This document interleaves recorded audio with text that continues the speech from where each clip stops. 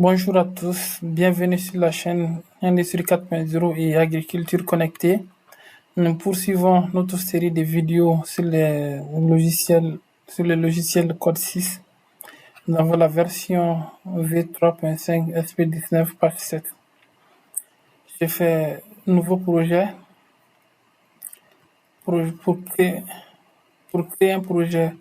J'ai choisi parmi les modèles projet standard et comme nom de projet, je vais le nommer allumage voyant. Et là, nous avons les répertoires du projet ou l'emplacement. Moi, j'ai fait le choix de créer un emplacement pour ce projet dans lequel je mets tous mes programmes. Je clique sur OK. Et là, sur la fenêtre suivante, on verra le projet standard. Et comme apparaît, il s'agit d'automate qui doit être utilisé. Moi, j'ai fait le choix d'utiliser un Vogo 750 8081 12 PFC 100. Et comme langage de programmation, nous avons les 6 langages de programmation qui sont là et 5 de ces langages-là sont conformes à la norme IEC 61-113-3. 161-3. Et j'ai choisi les langages ladder que j'avais présentés précédemment. Je clique sur OK et ça nous amène à la page de programmation. Ici, sur l'arborescence, nous voyons les noms du projet et là nous avons les types d'appareils, les devices, c'est-à-dire l'automate. Et après la programmation, on est obligé de de charger le programme dans l'automate. Et c'est ici qu'il faudra faire la configuration. Comme on est en mode simulation, nous avons les gateways et si j'avais un automate, si j'étais connecté sur un automate, du coup, j'allais avoir l'adresse IP de l'automate qui s'affichera ici, ainsi que son nom. Du coup, nous avons le programme ladder qui est juste là. Et ici, dans cette partie, nous pouvons créer des variables, les variables qui seront utilisées dans le cadre de ce projet. Par exemple, je vais créer le bouton marche qui sera un objet de type booléen.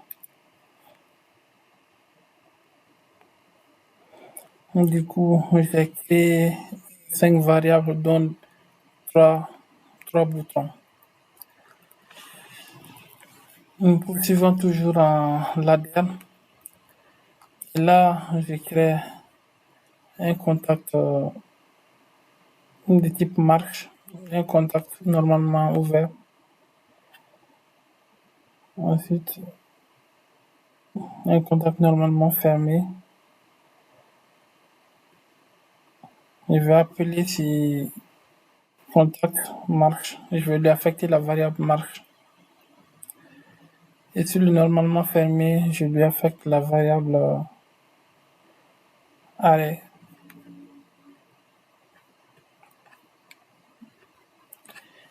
Et vu que les deux voyants seraient sortis, du coup, j'utilise une bobine pour le voyant vert.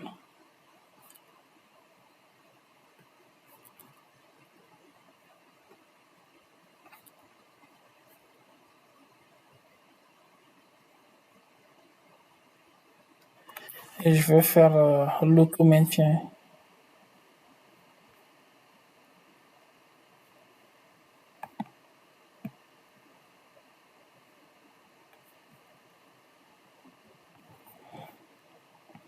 Et l'auto-maintien,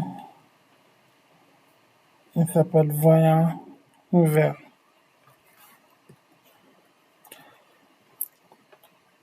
Et je vais faire une première simulation.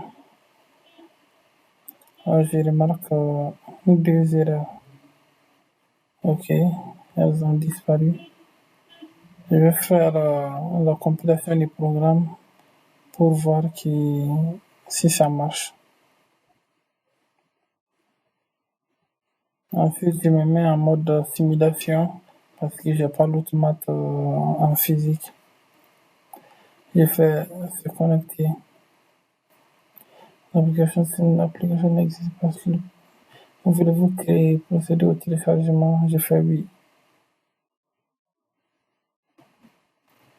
Là, en gros, il charge le programme dans l'automate de simulation.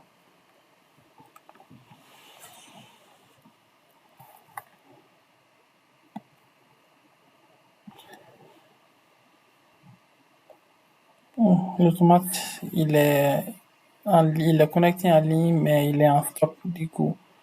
Pour l'activer, on clique sur l'icône qui est juste là. Et là, l'automate, il est en mode exécution. Et maintenant, j'appuie sur le bouton marche.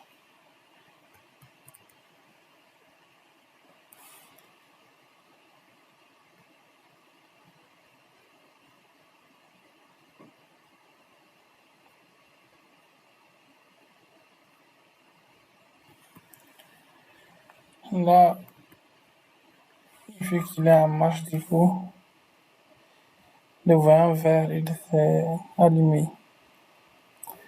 Je vais le remettre en false. Le voyant vert, il est resté allumé parce que l'auto-maintien, il est actif. Pour l'arrêter, j'appuie sur le bouton arrêt. Le voyant, il s'est éteint. Je le remets à l'étape initiale. Ok. Ça, c'est une première simulation.